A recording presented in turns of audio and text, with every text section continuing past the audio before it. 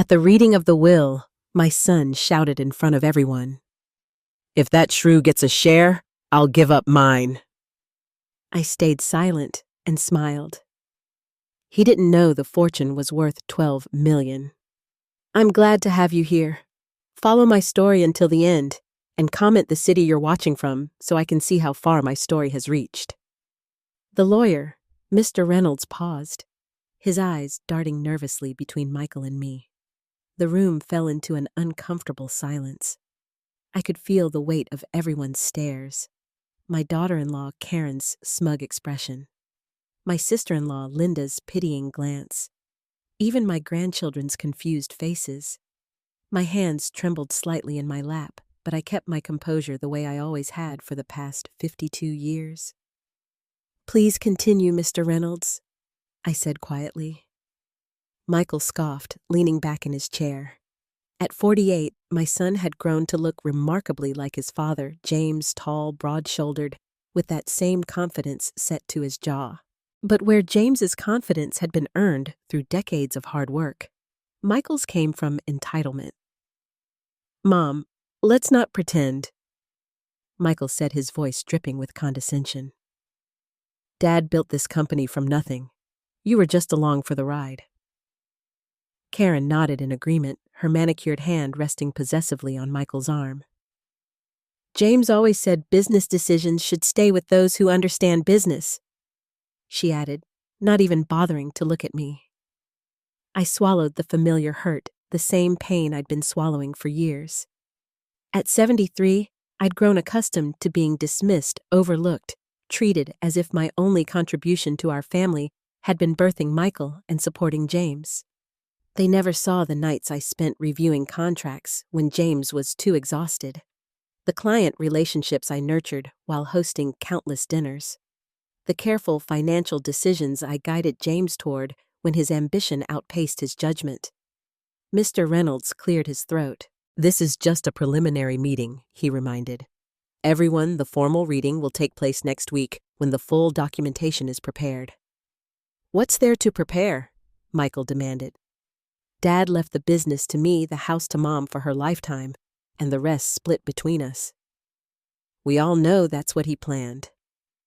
I caught Mr. Reynolds' eye, and something in his expression made me sit a little straighter.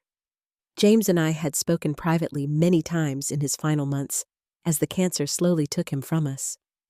During those quiet conversations, when pain medication lowered his guard, my husband had confessed many regrets, particularly about Michael.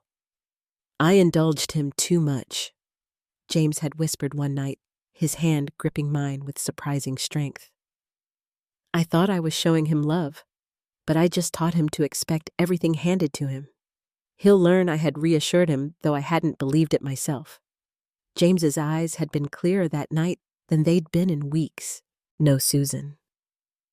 Not unless something forces him to." Now, watching Michael's entitled anger, I understood what James had meant. My son truly believed he deserved everything his father had built without earning any of it. "The estate is more complex than you might think, Mr. Michael," Mr. Reynolds said carefully. "Your father made some significant changes in his final months." Michael's head snapped up. "Changes? What changes?" I studied my folded hands, feeling a strange calm settle over me. James had never told me exactly what he'd planned, but he'd asked me to trust him one last time. "Wait and see, Susan," he'd said with that familiar twinkle in his eye that had first made me fall in love with him 52 years ago. "Just promise me you'll stand your ground when the time comes." "This is ridiculous," Michael was saying, now standing up so abruptly, his chair scraped loudly against the floor. "Whatever Dad did, I'll contest it if necessary. Mom has no head for business. She'd run the company into the ground in a month." "Michael," I said softly, speaking up for the first time since his outburst. "Your father built Mitchell Manufacturing over 46 years. Don't you think he had the right to decide what happened to it?" My son looked at me as if I'd suggested the earth was flat, and he decided to leave it to me, his son. His only child, the one who's worked beside him for 21 years, not to his housewife who can barely operate a smartphone. The casual cruelty stung, but I didn't flinch. Behind Michael's bravado, I could see something new in his eyes. Fear. He'd been counting on this inheritance perhaps more than I realized. As everyone filed out of the room, Karen paused by my chair, leaning down as if to embrace me. Her voice a poisonous whisper in my ear. "Don't get any ideas, Susan. Michael is prepared to fight for what's rightfully his." I patted her hand gently. "We all get what we deserve in the end, dear." When I was finally alone with Mr. Reynolds, he looked at me with concerned eyes. "Are you all right, Mrs. Mitchell?" I nodded, a strange lightness filling my chest. James knew exactly what he was doing, didn't he? Mr. Reynolds's professional facade cracked into a small smile. "Your husband was a very wise man, and he adored you more than you probably realize." As I gathered my purse to leave, I thought about the fortune that Michael had no idea existed. The $12 million James had quietly amassed beyond the company's value, and what my husband had decided to do with it. Next week would change everything, and for the first time in decades, I found myself looking forward to the future. The week between meetings stretched endlessly. I spent most of it alone in the house that James and I had shared for 44 years, running my fingers along the familiar surfaces, remembering we'd bought this place when Michael was 4, a modest 4-bedroom that seemed enormous after our starter apartment. James had just secured his first major contract, and I'd recently abandoned my teaching career to support his growing business. Temporary, he'd promised, as I packed away my education degree just until things stabilized. But things never quite stabilized enough for me to return to teaching. Instead, I became Mitchell Manufacturing's unseen foundation, managing our home raising. Michael hosting clients, reviewing contracts after hours, all while James became the company's public face. I paused at the mantel, picking up a photo from Michael's college graduation. James stood proudly beside him, both in matching suits, their posture identically confident. I stood slightly apart, smiling, but somehow separate. Even then, I could see the pattern forming, though I'd been powerless to stop it. The doorbell rang, startling me from my memories. Linda stood on the porch, clutching a casserole dish. "Thought you might need some company," my sister-in-law said, brushing past me into the kitchen. Unlike James, who'd been warm and gregarious, Linda had always been brutally direct. "You look terrible, Susan." I touched my uncombed hair self-consciously. "I haven't been sleeping well." Linda set down her dish and faced me squarely. "Michael's been calling me. Says, James might have changed the will, might have left you more than your fair share." She made air quotes around the last words. "The reading isn't until tomorrow," I said carefully. "Cut the act, Susan. Did James leave you the company?" I met her gaze steadily. James and I didn't discuss the details of his will. Linda snorted. "Right. 52 years together, and he never mentioned his plans for the multi-million-dollar company you helped him build. James made his own decisions." She studied me for a long moment. "You know, I never understood you. You let James and Michael walk all over you for decades. Even now you're defending them." I turned away, busying myself with making tea. "You didn't live my life, Linda." "No, thank God," she muttered. "I would have left James the first time he took credit for my work, which from what I observed was sometime around 1980. The kettle whistled, saving me from responding. As I poured hot water into mugs, Linda continued, her voice softening slightly. "Do you remember when Michael was about 13 and James got him that ridiculous racing bike?" I nodded, setting a mug in front of her. Michael had begged for that bike for months. Despite my concerns, it was too advanced for him. "You told James it was dangerous. James bought it anyway. 3 weeks later, Michael broke his arm." "That was a long time ago," I murmured. "My point is, you were right. You were always right, Susan, about Michael especially. You saw what James was creating with his indulgence. An entitled, spoiled man who never had to earn anything. I sank into a chair, suddenly exhausted. What do you want me to say, Linda? That I failed as a mother? That I should have put my foot down more? Linda reached across the table and gripped my hand. A rare gesture of affection from her.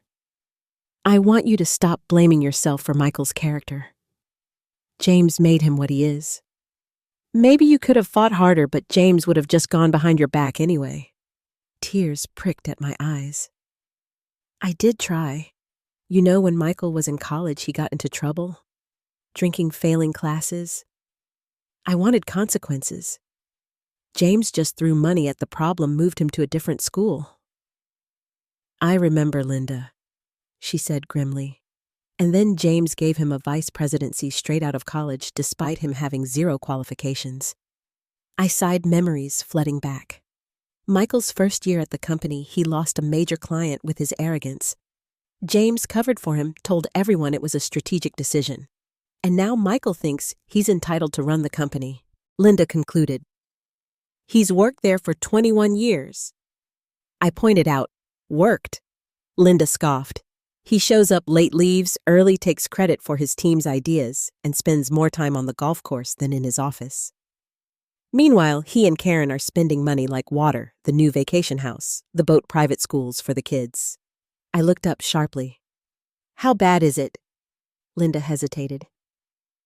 There are rumors, Susan. Michael's been leveraging his expected inheritance. They're in debt up to their eyeballs. This wasn't entirely surprising. Michael and Karen had always lived beyond their means, and recently they'd been pressing James to formalize the succession plan to put in writing what Michael assumed was his birthright. Did James know? I asked quietly. Linda nodded. Jim in accounting showed him some concerning transactions about 8 months ago. Michael had been giving himself unauthorized bonuses, billing personal expenses to the company. 8 months ago, right around when James had started having those serious private conversations with me and Mr. Reynolds. The timing suddenly made sense.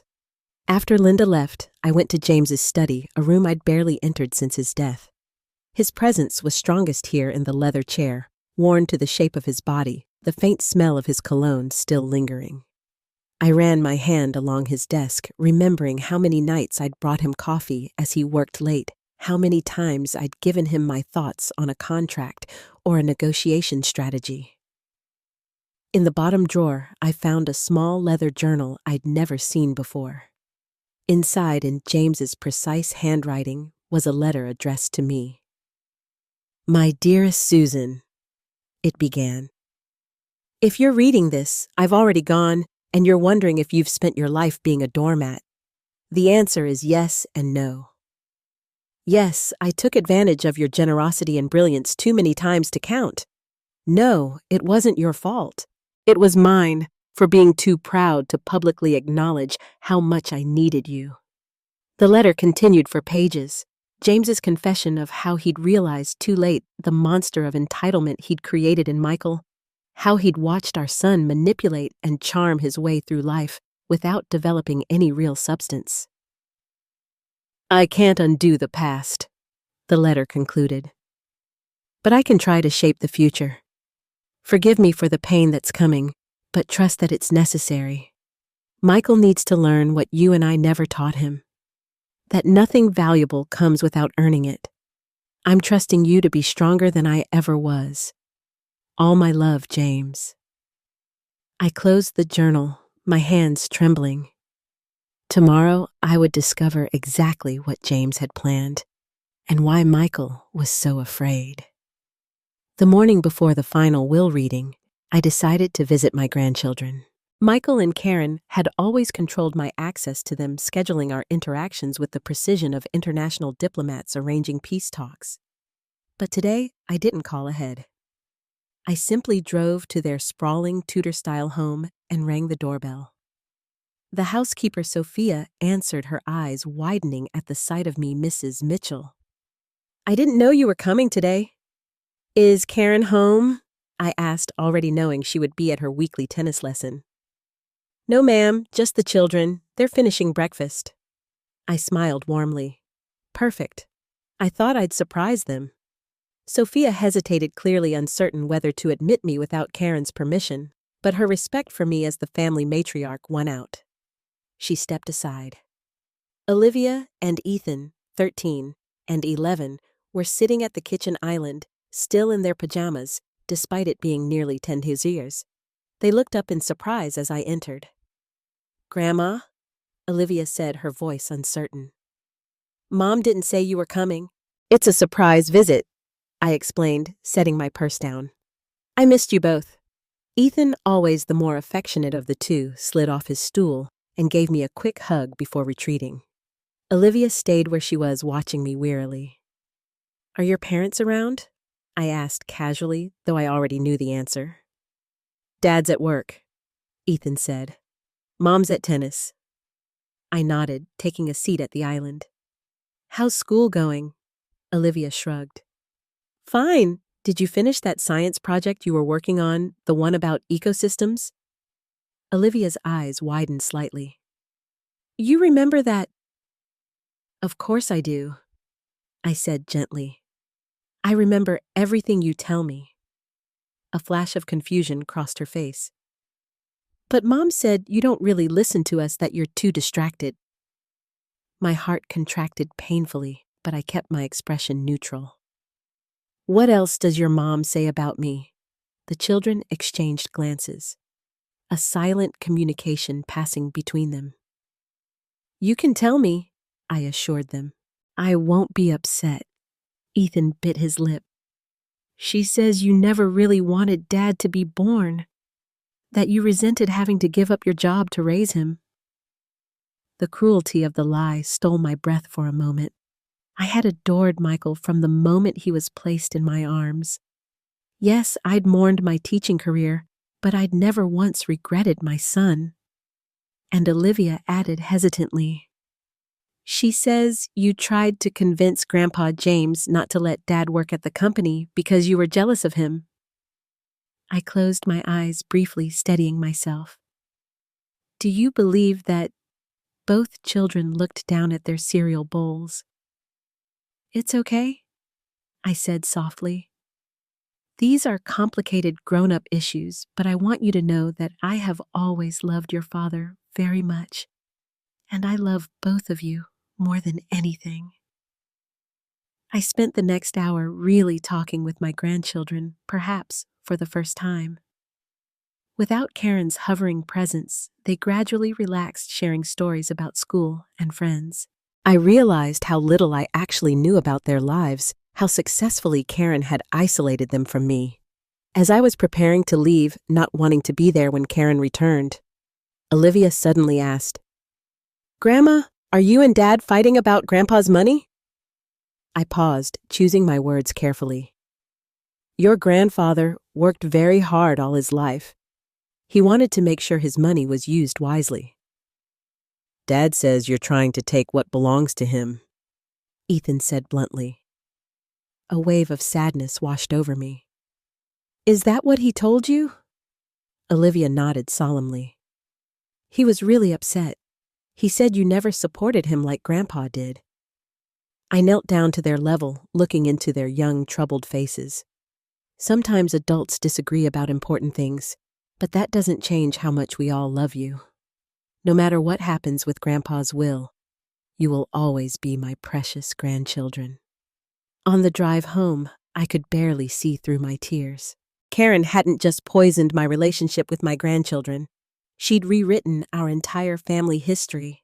In her version, I was the villain, the jealous mother who resented her own son's success. I pulled over, unable to continue driving. The pain was too sharp, too fresh. All these years, I'd believed that Michael's dismissive attitude toward me was simply the result of James's indulgence of masculine pride. I never imagined he harbored such deep resentment that he believed I had tried to hold him back.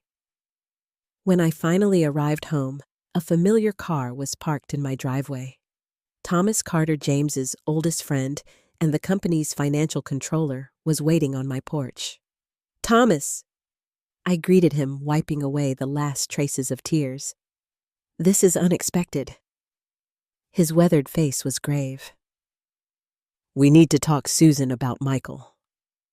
Inside, Thomas declined coffee, getting straight to the point. Michael's been borrowing against his inheritance heavily. I nodded. Linda mentioned he and Karen have financial problems. It's worse than that, Thomas said grimly. He's leveraged everything on a real estate development in Aspen, Colorado. Luxury ski condos. The project is failing spectacularly. How bad? He's nearly $2.5 million in debt with nothing to show for it except half-built structures that won't pass code inspection. I sank into a chair. Did James know? Thomas nodded. James discovered it about 8 months ago. Michael had been embezzling from the company to cover his personal debts. Embezzling. The word felt like a physical blow. Are you certain? I have the documentation. James confronted him privately. They worked out a repayment plan to avoid criminal charges. James was devastated. 8 months ago, when James's cancer had suddenly seemed to accelerate, he'd started having those intense private conversations with me and Mr. Reynolds. Michael's counting on his inheritance to bail him out. Thomas continued. If he doesn't get what he's expecting, he didn't need to finish the sentence. Michael wouldn't just lose face, he could lose everything. Why are you telling me this now? I asked. Thomas's expression softened. James asked me to after the will reading. He wanted you to understand what you're dealing with. Michael isn't just entitled, Susan. He's desperate. After Thomas left, I sat alone in my quiet living room, the weight of this new knowledge pressing down on me. My son, who had everything handed to him his entire life, had still wanted more. He'd stolen from his father, lied to his family, and now expected his inheritance to save him from the consequences of his actions. And tomorrow, at the will reading, he would discover whether James had thrown him a lifeline or cut him loose to finally sink or swim on his own. The morning of the final will reading dawned bright and clear. I dressed carefully in a navy suit that James had always liked, my one concession to sentimentality. As I fastened my pearl earrings, James's gift. On our 40th anniversary, the doorbell rang. Mr. Reynolds stood on my porch, his expression grave. Mrs. Mitchell, I thought we might ride together. I raised an eyebrow. The reading isn't for 2 hours. I know. I thought you might appreciate some preparation. I invited him in, a knot of anxiety forming in my stomach. Is something wrong? Once seated in my living room, Mr. Reynolds removed a thick folder from his briefcase. Before we join the others, I need to explain James's plan in detail. He was very specific about the timing. I'm listening, I said, folding my hands in my lap to keep them from trembling. James came to me 8 months ago, shortly after his diagnosis. He was concerned about Michael's fiscal responsibility. I nodded. I've since learned about the embezzlement. Mr. Reynolds looked relieved. Good. That makes this easier. James was deeply troubled by Michael's actions, not just the legal implications, but what they revealed about his character. He opened the folder, revealing a series of documents. James restructured his estate with 2 primary goals: protecting the company's future and providing you with security and control. Control. I repeated the word unfamiliar in relation to my role in the family. Yes, James recognized belatedly that you were always the more prudent decision-maker. He came to believe that Michael's sense of entitlement stemmed from James's own actions, always giving Michael what he wanted, never requiring him to earn his place. I felt a strange sense of validation hearing James's thoughts echoed by Mr. Reynolds. For decades, I'd voiced these same concerns only to be dismissed as overprotective or lacking business acumen. The will creates a trust, Mr. Reynolds continued. All of James's assets, the company, the properties, the investments will be held in this trust. You, Susan, are the primary trustee. I stared at him. Me? Not Michael. Not Michael. he confirmed. James believed you would make decisions based on what's best for the family's long-term security, not just immediate gratification. My mind raced trying to process this reversal of the roles I'd inhabited for 52 years. Michael will contest it, I said finally. James anticipated that. Mr. Reynolds's expression was grim, which is why he included some unusual provisions. He pulled out another document, this one marked with several highlighted sections. If Michael contests the will, he forfeits everything. No exceptions. Everything. My voice was barely audible. Everything. His position at the company, his inheritance, even the house they live in, which is technically owned by Mitchell Manufacturing. I stood up suddenly, needing to move. This seems extreme. James was protecting the company. And you, Mr. Reynolds said, he knew Michael would try to bully you into giving him control. This was his way of ensuring that couldn't happen. I paced to the window, gazing out at the garden James and I had tended together for decades. What about my grandchildren, Olivia and Ethan, shouldn't suffer for their father's mistakes? James thought of that too. Mr. Reynolds pulled out yet another document. The trust includes provisions for their education and future security. Regardless of Michael's actions, those funds cannot be accessed by Michael or Karen under any circumstances. Relief flooded through me. Whatever happened, my grandchildren would be protected. There's more, Mr. Reynolds said, about the $12 million. I turned back to face him. Yes, it's separate from the company assets. It's money James set aside over the years. Investments that performed exceptionally well. Michael doesn't know this money exists. I gathered that. I said James mentioned it to me only once in passing. This money is yours outright, Mr. Reynolds explained. No trust, no conditions. James wanted you to have resources that were completely independent of the company and Michael. I sank back into my chair, overwhelmed. Why didn't James tell me any of this before he died? Mr. Reynolds' expression softened. He said you might have tried to talk him out of it, that you'd spent a lifetime making excuses for Michael trying to keep the peace. That stung partly because it was true. I had spent decades smoothing things over, making excuses, trying to protect the fragile peace of our family. There's a letter, Mr. Reynolds added, pulling a sealed envelope from the folder. James asked me to give this to you before the reading. My name was written on the front in James's bold, decisive handwriting. I took it with trembling fingers but didn't open it.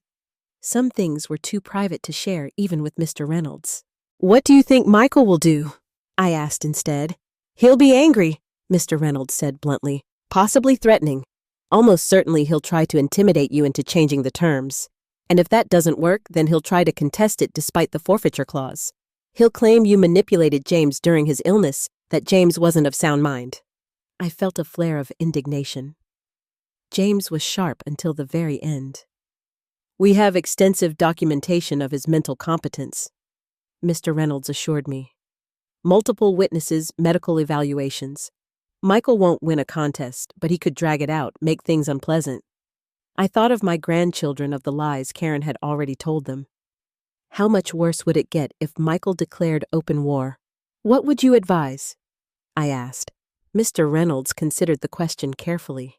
James believed Michael needed to face real consequences for once in his life. That without that, he'd never grow into the man he could be. And you? I think James was right, he said simply. But I also think you need to prepare yourself for the fallout. Michael won't go quietly. I glanced at the clock. We had an hour before we needed to leave for the reading. An hour for me to decide whether I would follow through with James's plan or find some compromise to keep the peace, as I'd done my entire life. I'd like a few minutes alone if you don't mind, I said. After Mr. Reynolds stepped outside, I opened James's letter with unsteady hands, his familiar handwriting blurred as tears filled my eyes. My dearest Susan, it began. By now, Reynolds has explained everything. You're probably wondering if I've lost my mind putting you in this position. The truth is, I finally found it. For 52 years, you've been the backbone of this family. The quiet strength I relied on but rarely acknowledged. Publicly, I took advantage of your generosity, your willingness to step back and let me shine. I failed Michael even more profoundly. I gave him everything except what he truly needed. Boundaries, consequences, the chance to earn his own success. Now he's a man who takes what he wants without thought for others, who believes he's entitled to the fruits of other people's labor. I can't undo the past, but I can try to shape the future. Michael needs to learn what I never taught him, and you need to claim the authority you've earned through a lifetime of wisdom and sacrifice. It won't be easy. He'll fight. He'll rage. He'll try every manipulation he's ever learned. But Susan, my love, you are stronger than you know. You've always been the true power in our family. It's time for everyone else to recognize it too. All my love now and always, James. I folded the letter, carefully pressing it to my heart. Then I dried my tears, reapplied my lipstick, and went to tell Mr. Reynolds I was ready. James was right. It was time to stop making excuses. Time to stop smoothing things over. For Michael's sake, as much as my own, it was time to stand firm. The conference room at Reynolds & Associates was filled to capacity. Michael and Karen sat directly across from me, both dressed impeccably. Michael in a charcoal suit that matched his stormy expression. Karen in a cream-colored dress that probably cost more than most people's monthly salary. Linda sat beside me, her presence a silent show of support. Various extended family members and company executives lined the walls, their curious gazes darting between Michael and me. Michael leaned across the table. "You look pleased with yourself, Mom," he said quietly, his voice pitched so only I could hear. "Did you and Dad cook something up during his last days?" I met his gaze steadily. "Your father was of sound mind until the end." Michael, his eyes narrowed. "We'll see about that." Mr. Reynolds entered the room, accompanied by 2 associates carrying stacks of documents. He nodded solemnly to the assembled group.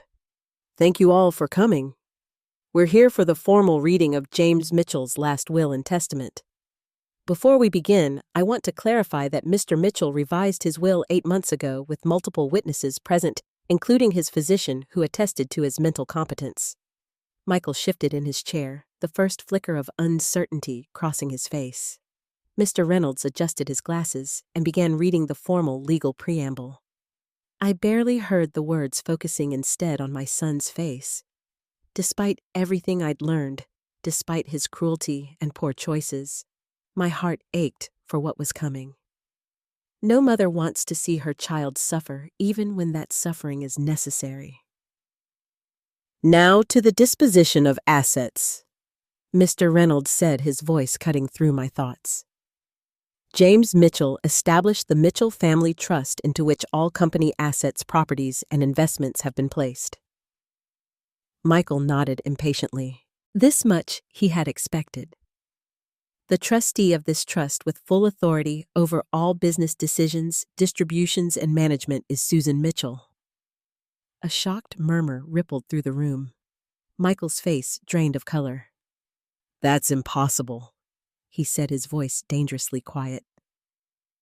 "There must be some mistake." "There's no mistake," Mr. Reynolds said firmly. "Mrs. Mitchell has sole authority as trustee." Karen gripped Michael's arm. "What about Michael? He's the only child, the heir." "Michael Mitchell," Mr. Reynolds continued, "will retain his position as Vice President of Operations, reporting directly to the Board of Directors, which will be chaired by Mrs. Mitchell." Michael's face had transformed from shock to fury. "This is ridiculous. My mother knows nothing about running a company. Dad built that business. I worked alongside him for 21 years, and now you're telling me she's in charge." "Your father's decision was quite clear," Mr. Reynolds said calmly. "My father was dying," Michael snapped. "He wasn't thinking clearly. Mom obviously manipulated him when he was vulnerable. I flinched at the accusation but kept my composure. Michael, please, no. He slammed his hand on the table. I will not let you steal what's rightfully mine. I'll contest this. I'll fight it with everything I have. Mr. Reynolds cleared his throat. Before you make that decision, Mr. Mitchell, you should be aware of the contest clause. The what? Michael demanded. If any beneficiary contests this will or attempts to interfere with the administration of the trust, they forfeit all benefits completely and irrevocably. Michael laughed incredulously. You're bluffing. Mr. Reynolds silently passed him the relevant document. I watched as Michael scanned it, his expression shifting from disbelief to horror. This is insane, he whispered. He's disinheriting me if I object to this. This travesty. Not disinheriting, Mr. Reynolds corrected. The trust provides for your continued employment and a generous annual distribution provided you fulfill your professional obligations satisfactorily. But yes, if you contest the will, you forfeit everything, including your position at the company. Michael turned to me, his eyes blazing. You did this. You turned him against me. I shook my head sadly. No, Michael. Your actions did that. Confusion flickered across his face. Your father knew about the embezzlement, I said quietly. He knew about the failed real estate venture, the $2.5 million in debt, all of it. Michael paled further, his gaze darting around the room. Some of the executives shifted uncomfortably, clearly hearing this information for the first time. That's a lie, he hissed. Thomas Carter provided him with the documentation. I continued, my voice steady despite my breaking heart. Your father protected you from criminal charges, but he couldn't ignore what it revealed about your character. Karen was looking at Michael with growing alarm. What is she talking about? What embezzlement? Michael ignored her, focusing his rage on me. You had no right to discuss my personal business in front of everyone. These are the people whose jobs you put at risk, I replied. The company that's been supporting your lifestyle could have faced serious repercussions from your actions. Enough. Michael stood abruptly. I won't sit here and be lectured by a woman who's never worked a day in her life. Dad built that company. I helped it grow. You have no right to any of it. Mr. Reynolds interjected. There's more to the will that you need to hear, Mr. Mitchell. Michael waved dismissively. I don't care. This is going to court. Mom can enjoy her little power trip for now, but it won't last. As he turned to leave, Mr. Reynolds' next words stopped him cold. In addition to the company assets, James Mitchell had personal investments valued at approximately $12 million. Michael froze, turning slowly back to the table. What did you say? $12 million in personal investments separate from the company, Mr. Reynolds repeated. Mr. Reynolds repeated, accumulated over the past 32 years. Michael sank back into his chair, his expression unreadable. And I suppose that goes into this trust too. No, Mr. Reynolds said simply. That amount is bequeathed directly to Mrs. Mitchell, with no restrictions or conditions. The room fell completely silent. Michael stared at me as if seeing me for the first time. $12 million, he said flatly. Dad left you $12 million outright. I nodded, maintaining my composure even as my heart raced. He did. Michael laughed a harsh, ugly sound. All these years, you played the humble housewife, the supportive spouse who sacrificed everything for Dad's career, and all along you were just waiting to take control. That's not true, I said quietly. I never wanted this, Michael. I only wanted our family to be whole. Our family, he spat. There is no family anymore. You've seen to that. Karen, who had been unusually quiet, suddenly spoke up. Michael, don't be hasty. We need to think about this. He rounded on her. Think about how my mother has stolen my birthright. Think about our options, she said tensely, her eyes darting to the watching crowd. This isn't the place for this discussion. Michael ignored her, focusing his rage on me. I'll fight this. I don't care what that contest clause says. No court will uphold this theft. Mr. Reynolds cleared his throat. The trust also includes provisions for Olivia and Ethan's education and future security. Those funds cannot be accessed by anyone but them, regardless of any contest to the will. Michael's face contorted with fury. So you're bribing my children now, trying to turn them against me too? No, I said firmly. Your father and I wanted to ensure their future no matter what. Their future is my responsibility, not yours, Michael snapped. You think you can buy their loyalty with trust funds. I met his gaze steadily.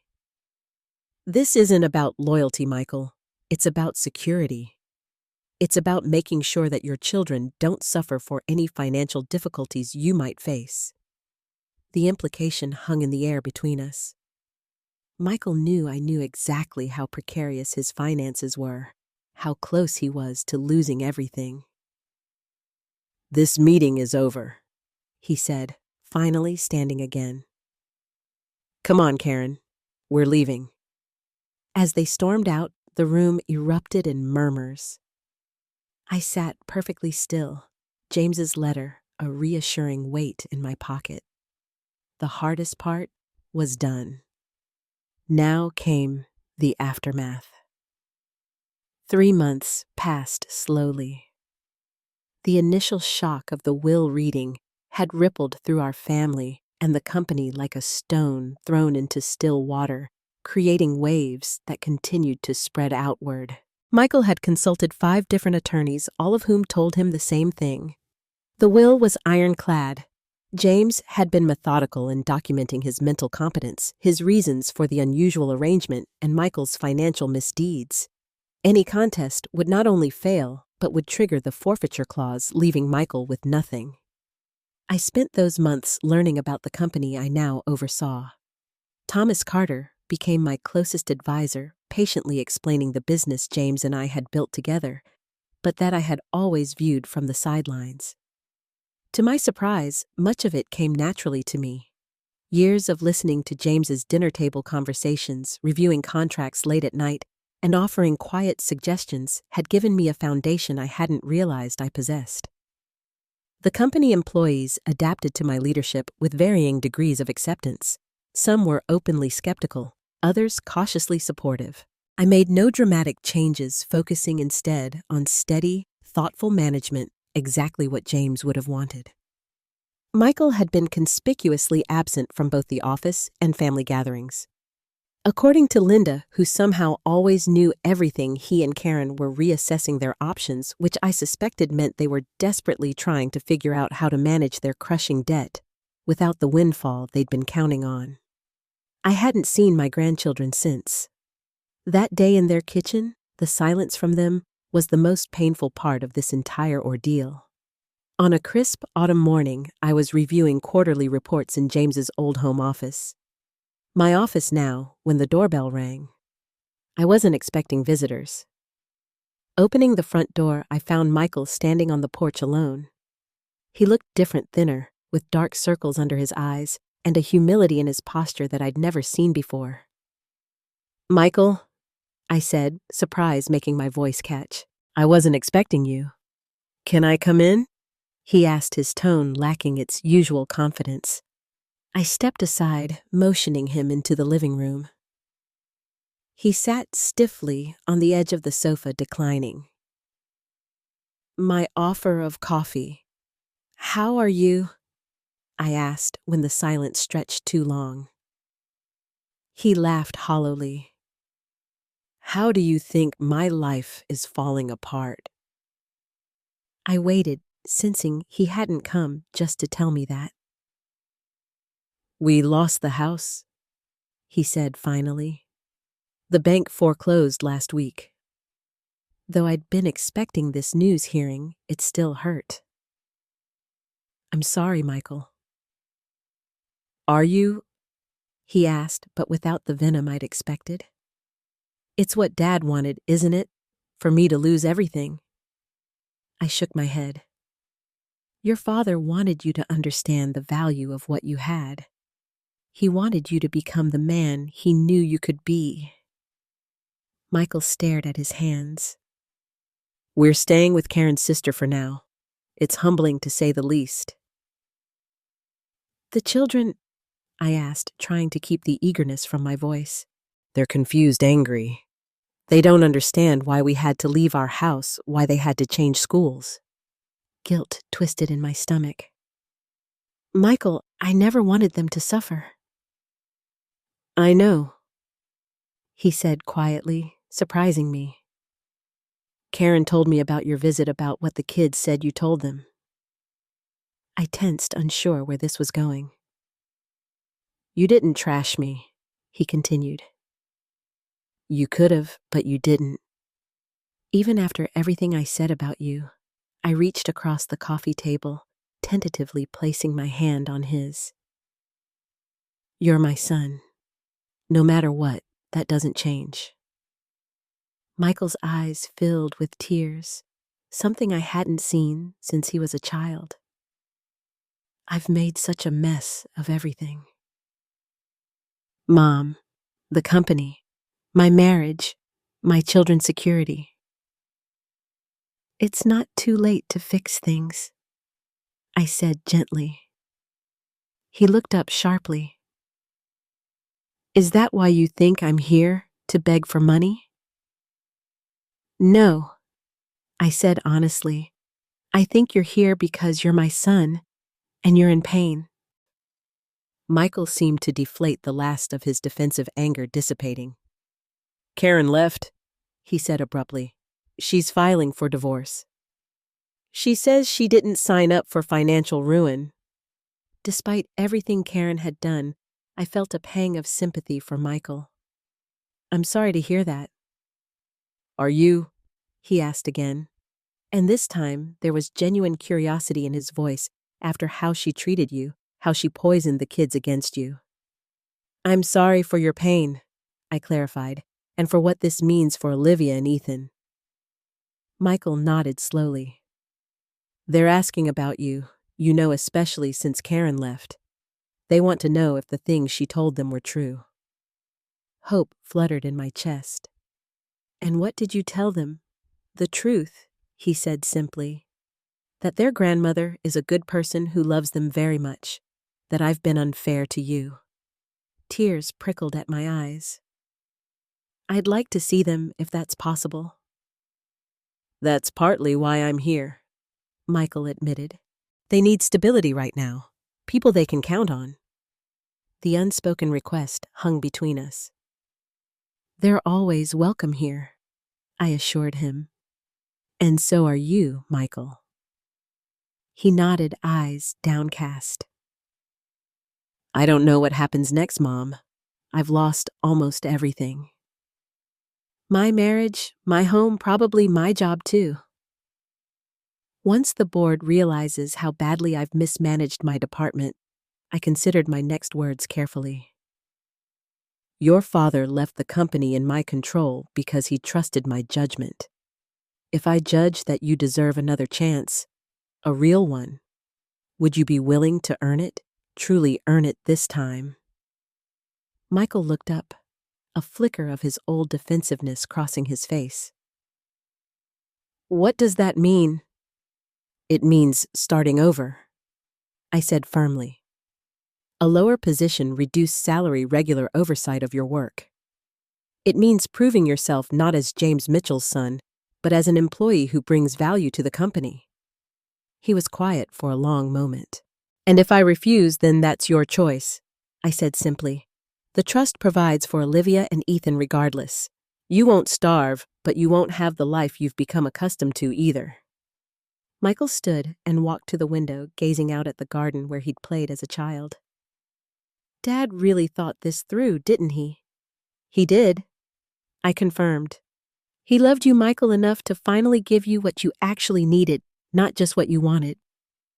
Michael turned back to me, his expression more vulnerable than I'd seen since he was a boy. And you, Mom, after everything I've said and done, how can you still be willing to help me? I rose and joined him by the window. Because I'm your mother and because I believe people can change when they have to. Even someone as selfish as me, he asked, his voice barely above a whisper. Especially you, I said, touching his cheek gently. Because underneath everything, you're still the boy who cried when his pet goldfish died, who gave his allowance to a homeless man when you were 11, who held your newborn daughter like she was made of glass. Tears slid down Michael's face. I don't deserve another chance. Maybe not, I agreed, but you're getting one anyway. What you do with it is up to you. 2 weeks later, Michael moved into the guest house with Olivia and Ethan. He started work in the purchasing department, a significant step down from his vice presidency, but a position where he could learn the business from the ground up the way he should have decades ago. The transition wasn't easy. There were days when Michael's old entitlement flared up when he bristled at taking direction from people who had once been his subordinates. But slowly, incrementally, he began to change. The real joy came from having my grandchildren nearby. Olivia and Ethan spent afternoons with me after school, gradually letting go of the false narrative Karen had created. We baked cookies, planted flowers in the garden, and really talked about their lives, their feelings, their fears about the future. Grandma, Olivia asked one evening as we prepared dinner together, are you and Dad going to be okay now? I looked through the window to where Michael was helping Ethan with his science project, his face intent and patient in a way I'd rarely seen before. I think we're going to be just fine, I told her.